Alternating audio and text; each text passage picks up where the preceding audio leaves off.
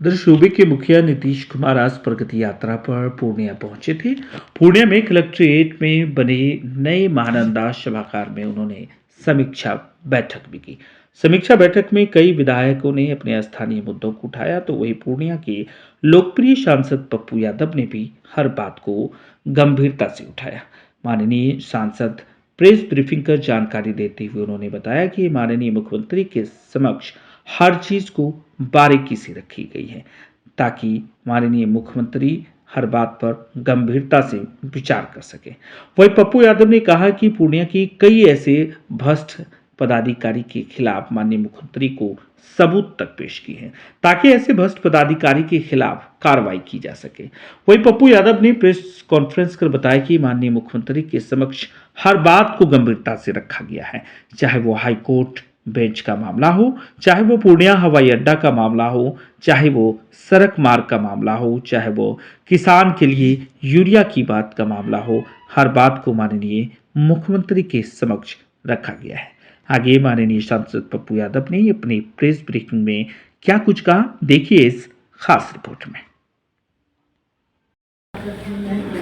कुछ न कुछ उनका जो पहल है, उनकी जो स्थिति है, वो लगातार कुछ न कुछ वो कर रहे हैं। सवाल विकास का जो आम आदमी को जो जिससे खुशियां मिलनी चाहिए, जिससे राहत मिलनी चाहिए, मुझे लगता है कि मैंने सबसे पहला सवाल किया कि खेत से ट्रैक्टर वाले मिट्टी काटते हैं, 1 लाख रुपया दे दो। गुलाब बाग से चलेंगे, 1 लाख रुपया दे दो। मछली वाले आएंगे, 500 रुपया दे दो। ये जो डीटीओ के यहाँ दरोगा है, मैंने ऐसा ही बोला कि ये लोग रावण है सर। सीओ से आतंक मचा के रखा हुआ है 2-3 सीओ, जिसमें एक कस्बा सीओ है, पूर्णिया ईस्ट का सीओ भी है। माननीय मंत्री जी के चिट्ठी लिखने के बावजूद भी उस पर कोई कार्रवाई अभी तक नहीं है। दिलीप जायसवाल जी के चिट्ठी लिखने, कस्बा के सारे जनप्रतिनिधि मिले, पूर्व प्रमुख मिले, सब मिले, चिट्ठी लिख दिया, बिना पैसा लिए कोई काम नहीं करता।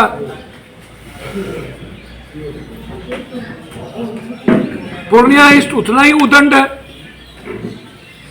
उदंडता की सीमा पार किए हुआ वो। माइनिंग ट्रैक्टर और आम लोगों को तबाह करके रखा हुआ है। जहां पर माइनिंग है नदी, वहां वो नहीं जाएंगे। सौरा नदी का मामला मैंने उठाया कि अपार्टमेंट कैसे बन गए। अब जब ये बात कर रहे थे, पूरा नदी कैसे बंद हो गई।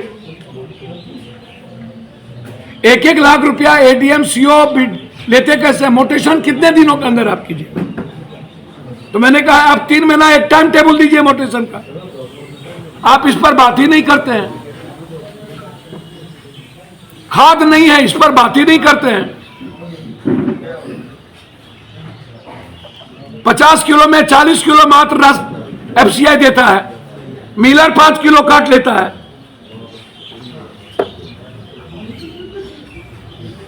ये जो पैथोलॉजी है, ये 1-1 लाख रुपया लेकर के सिविल सर्जन, 300 से ऊपर पैथोलॉजी जिसका रजिस्ट्रेशन नहीं है।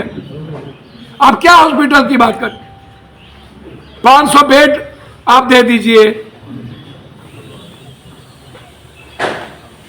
तो ये जो आम आदमी की स्थिति है, जिसमें हाईकोर्ट बेंच हमारी प्राथमिकता थी, और भोला पासवान शास्त्री एग्रीकल्चर को यूनिवर्सिटी एग्रीकल्चर, हाईकोर्ट बेंच के लिए चीफ जस्टिस ऑफ बिहार और गवर्नर साहब की दोनों की चिट्ठी मैंने मुख्यमंत्री जी को दे दी कि दोनों की सहमति आ चुकी है, बस माननीय मुख्यमंत्री जी की सहमति हो।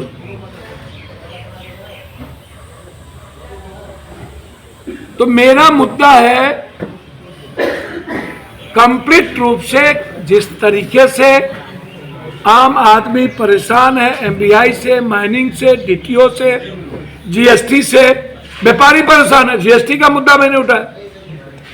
गुलाब बाग में लगातार आप बाजार समिति को एक्सप्लॉइटेशन कर रहे हैं, यह मुद्दा मैंने उठाया।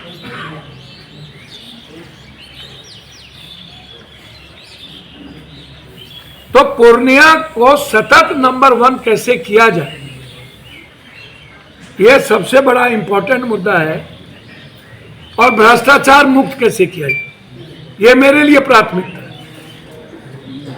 सदन में 31 जनवरी के बाद बजट सेशन में मेरी कोशिश होगी पूर्णिया को बड़ा सौगात। रेलवे के रूप में भी 2-2 बैठक हमने की। मुझे लगता है कि सियालदह से पूर्णिया जंक्शन होते हुए अमृत भारत,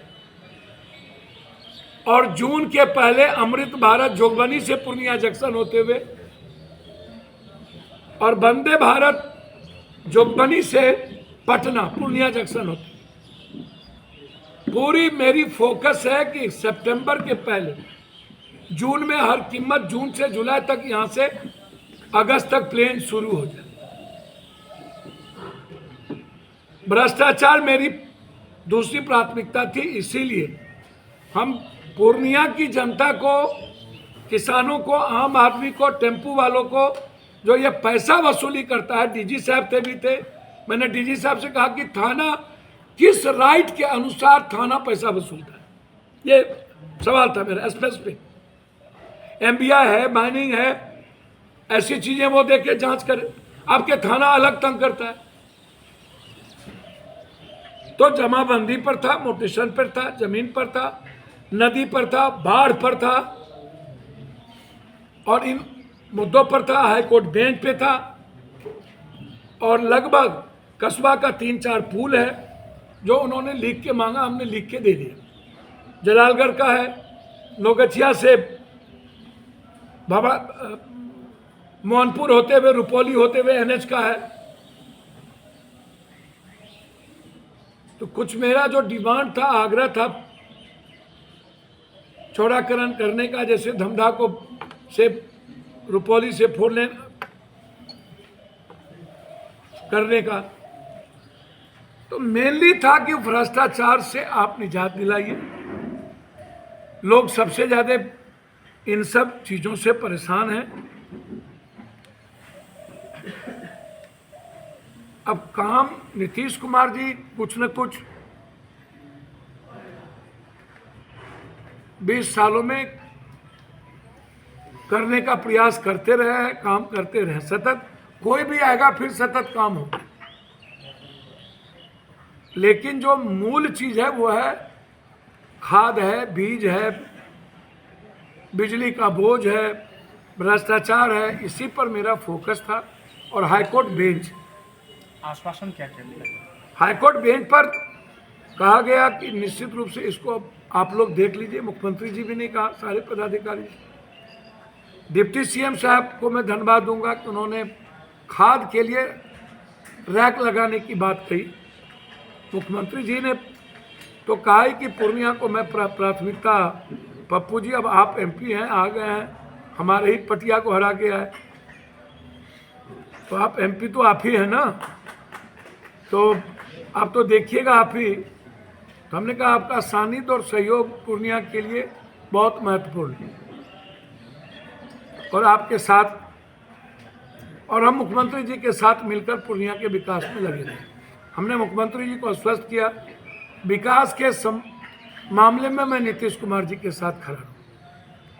आपको लग रहा है सीमांचल के सवाल पर कोई कंप्रोमाइज नहीं होगा।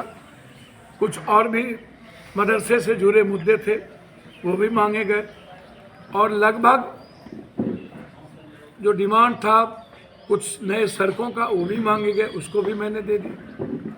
जो आज प्रगति यात्रा हुई उस पर क्या कहना है? देखिए, यात्रा तो न्याय यात्रा से शुरू हुई, प्रगति यात्रा चल रही है। मैंने जल नल योजना की, हाँ, मैंने 3 योजना की जांच की मांग की, ओडीएफ, जल नल योजना और आरयू और बिल्डिंग। आरयू में क्या किया है कि पहला लेयर बिछा दिया, दूसरा लेयर गायब कर दिया और तीसरे लेयर से आरयू बना दिया। तो मैंने इसकी जांच की मांग विजिलेंस से की। आपको लग रहा है कि पप्पू यादव के नेतृत्व में पूरे बिहार में विकास अच्छा हो रहा है? मेरे नेतृत्व, नीतीश कुमार जी के नेतृत्व, आप अभी नीतीश कुमार जी की तारीफ कर रहे हैं कि नीतीश कुमार के साथ मिलकर काम करेंगे, मैं तो लग रहा है कि पूर्णिया के लिए पूर्णिया मैंने विकास कहा। होगा? हाँ?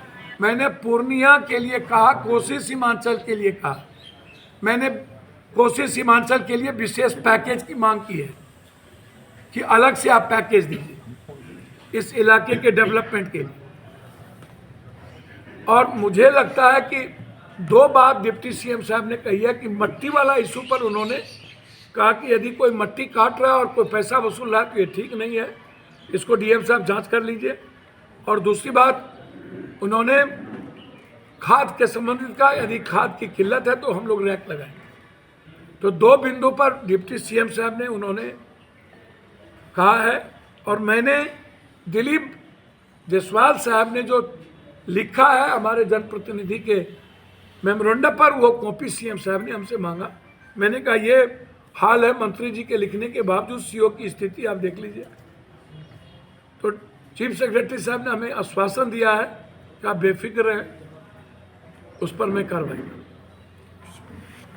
सर